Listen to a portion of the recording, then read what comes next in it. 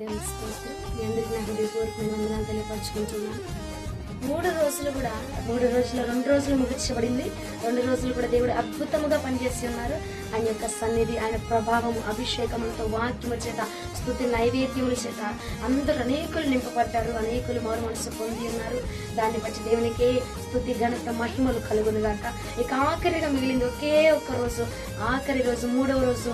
ఈ రోజున సాయంకాలం 7 గంటలకు మొదలవబోతున్నది. దైవ జనాంగము ప్రతి ఒక్కరు సిద్ధపడండి. ప్రతి ఒక్కరు కూడా సిద్ధపడి బలపడి రండి. దేవుని యొక్క వర్తమానాన్ని, బలమైన వాక్యాన్ని విందాము.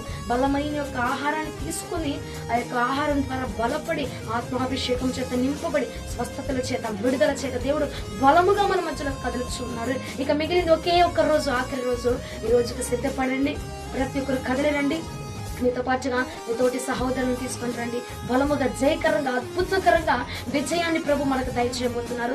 ఆరోగ్యాన్ని కలిగించబోతున్నారు, స్వస్థత కలిగించబోతున్నారు. ముఖ్యముగా పరివర్తన మనలో కలగబోతుంది. మనలో, మన భక్తిలో, మన ఆత్మీయతలో దేవుడు ఆ పరివర్తన కలిగించబోతున్నారు. ఈ పరివర్తన అభిషేకపు ప్రార్థనలకి రండి. మీతో పాటుగా అనేకులను తీసుకొని కదలి రండి. ఈ యొక్క 23వ తారీఖు సాయంత్రం 7 గంటలకు ఇక్కడ మొదలవబోతుంది. ఉల్చి ప్రాంతంలో దేవుడు అద్భుతముగా 2 రోజులు పనిచేస్తారు. ఇక ఆఖరికి మిగిలింది ఒకే ఒక్క రోజు.